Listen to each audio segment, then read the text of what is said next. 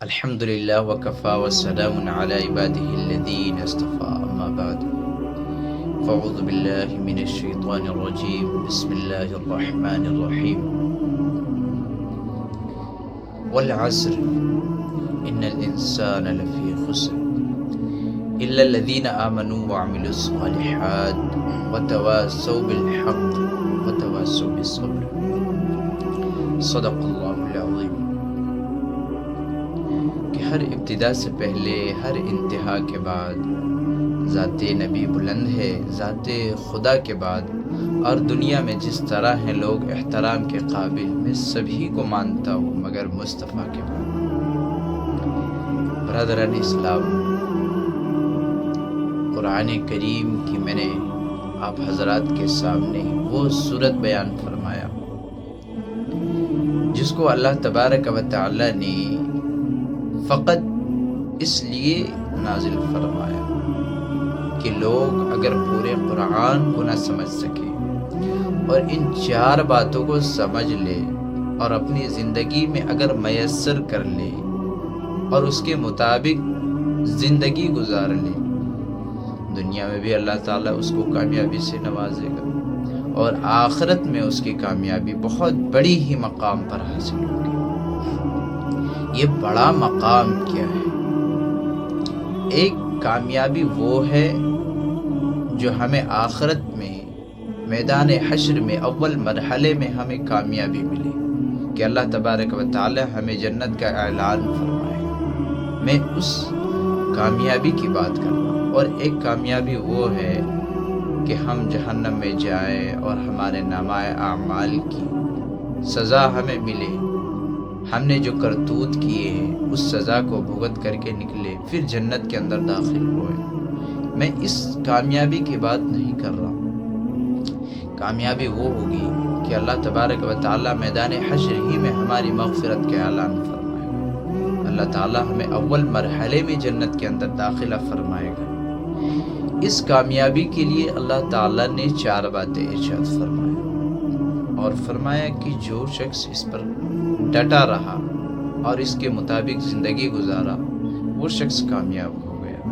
ناکام کون ہے؟ والعصر، قسم ہے زمانے کی، ان الانسان لفی خسر، کہ تمام انسان خسارے میں ہے، ناقابل دید ہے، ناکام کے ہیں۔ الا الذین آمنوا وعملوا الصالحات، اور جس نے ایمان لایا اور پھر عمل صالح کیا۔ تفصیل میں اگر ہم جائیں گے تو بات لمبی چوڑی ہو جائے گی۔ ایمان لانے سے مراد کیا ہے؟ کہ فقط اپنے زبان سے لا الہ الا اللہ محمد رسول اللہ کہہ دینے سے کوئی شخص ناپاک سے پاک نہیں ہو جاتا ہے، کوئی مردود سے محبوب نہیں ہو جاتا ہے، کوئی کافر سے مسلمان کیسے ہو سکتا ہے کہ کوئی دو چار چند الفاظ بولنے سے انسان کی کایا ہی پلٹ جائے۔ اسلام کے اندر، شریعت کے اندر، دین کے اندر اس کا معنی اور ترجمہ کے ساتھ اس کا تاثیر رکھا رہتا ہے۔ کافر یہ بات مان سکتا ہے کہ دو چار منتر بول دینے سے پہاڑ ادھر ادھر ہو سکتی ہے، لیکن اسلام کے اندر اس طرح نہیں ہے۔ اسلام کے اندر تو معنی سے اس کا تاثیر ہے۔ اگر قرآن کو ہم اس کا معنی اور اس کا تفصیل میں نہ جائیں تو ہمیں کوئی فرق نہیں پڑنے والا، لیکن اگر ہم اس کو گہرائی سے دیکھیں کہ اللہ تبارک و تعالیٰ نے ہم سے اور آپ سے خطاب فرما کر کے کیا بات کہی ہے، کس بات کو اللہ تعالیٰ نے ہمارے لیے حکم پیغام الہی بھیجا ہے، تو ہماری زندگی میں ایک انقلاب برپا ہوگا۔ لیکن ہم طرز عمل کو زندگی میں یوں ہی صرف فقط پڑھ لینے سے کہیں گے کہ تبدیلی آ جائے گی، یہ ہمارا وہم ہے، اور یہ وہم انسان کو زندگی پوری ختم کر دیتی ہے اور اس کو سمجھ نہیں آتی۔ برادران اسلام، اسلام کے اندر اس کا تاثیر معنی سے ہے، اس کا تاثیر مطلب سے ہے۔ ہم کلمہ کو پڑھتے ہیں کہ نہیں کوئی معبود سوائے اللہ کے، اب آپ کے اوپر یہ بات لازم ہو گیا ہے کہ ہم جو کام کریں گے وہ اللہ کے مطابق ہوگی، اور جس بات کو اللہ تعالیٰ نے منع کیا ہے ہم اس بات سے رک جائیں۔ اور جو قانون اللہ کے نبی محمد عربی صلی اللہ علیہ وسلم نے لایا ہے اس کے مطابق ہم زندگی کو گزارنے کی اب سے طرز عمل زندگی کو لائیں۔ اگر ہم اپنے طرز عمل رسول اللہ کے پلیٹ فارم پر نہیں لاتے اور فقط یوں دو چار الفاظ اپنے حروف سے نکال دینا اور کہہ دینے سے ہماری زندگی میں اتنی بڑی بدلاؤ نہیں آ سکتی۔ ایک زبان سے اقرار کرنا اور دل سے تصدیق کرنا آسمان زمین کا فرق ہے۔ اس لیے کہ جب آپ کلمہ پڑھنے والے ہو گئے ہو تو آپ کو چاہیے کہ اللہ کے حکم کے مطابق آپ اپنی زندگی کو اب گزاریں گے۔ اب آپ کا حق نہیں ہے کہ آپ اپنی زندگی کو اپنے طرز مطابق زندگی گزار سکتے اور رسول اللہ کا لایا ہوا قانون پر اپنی زندگی کو گزاریں گے۔ یہ ہوا ایمان لانا۔ عمل صالح نیک کام کیا ہے؟ اللہ کی اطاعت، اللہ کی فرما برداری، اللہ کے حکم پر بجا لانا۔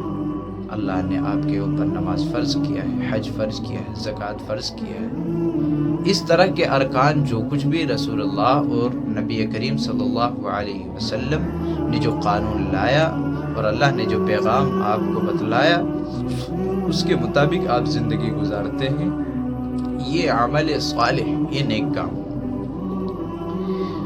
الا الذین آمنوا وعملوا الصالحات وتواصوا بالحق۔ پہلے ایمان لائے، پھر عمل صالح، نیک عمل کی، اور پھر ایک دوسرے کو حقی دعوت دی، حقی تلقین کی، ایک دوسرے کو دین اسلام جو حق ہے، جو واضح ہے، اس کے طرف توجہ دلائے، اس کے طرف آپ نے ان کو رجوع کیے۔ یہ وتواصوا بالحق ہے اور وتواصوا بالصبر، یہ بہت بڑا مقام ہے۔ آپ نے اگر ایمان لے آیا، آپ نے عمل صالح نیک عمل کر لیے، آپ نے حق دعوت بھی دے دی، اور پھر عمل صالح کے بعد نیک عمل کیے، حق دعوت بھی دیے، اور صبر، وتواصوا بالصبر، یہ بہت بڑا مقام ہے۔ یہ چار مقامات جو ہے دنیا میں اللہ تعالیٰ نے ہمیں اور آپ کو امتحان کے طور پر بھیجا ہے۔ ہمیں اور آپ کو امتحان گاہ میں اللہ تعالیٰ نے بٹھایا ہے۔ اللہ تعالیٰ نے آپ کو اختیار دیا ہے کہ آپ جس راہ پہ چلنا چاہے اللہ تعالیٰ آپ کو چلا دے گا۔ آپ نیکی راہ پر چلنا چاہتے ہیں تو اللہ تعالیٰ آپ کو نیکی کے راہ پر چلاتا چلا جائے گا، لیکن آپ اگر بے حیائی اور برائی اور حرام کاموں میں آپ چلنا چاہیں گے اللہ تعالیٰ ان کے لیے آپ کے راستہ کھول دیں گے۔ اللہ تعالیٰ نے اختیارات آپ کو دیا ہے اور سزا اور جزا کا دن بھی رکھا ہے کہ ہم نے جو باتیں آپ سے واضح کیا اللہ تبارک و تعالیٰ یقیناً آپ کو دکھلا دیں گے۔ تو یہ چار باتیں ہیں جنہوں نے ایمان لایا اور عمل صالح نیک عمل کیا اور وتواصوا بالحق، لہذا ایک دوسرے کو حق کی دعوت دی، اور وتواصوا بالصبر، اور ہمیشہ پریشانی میں، رنج میں، تکلیف میں صبر کیا، برداشت کیا۔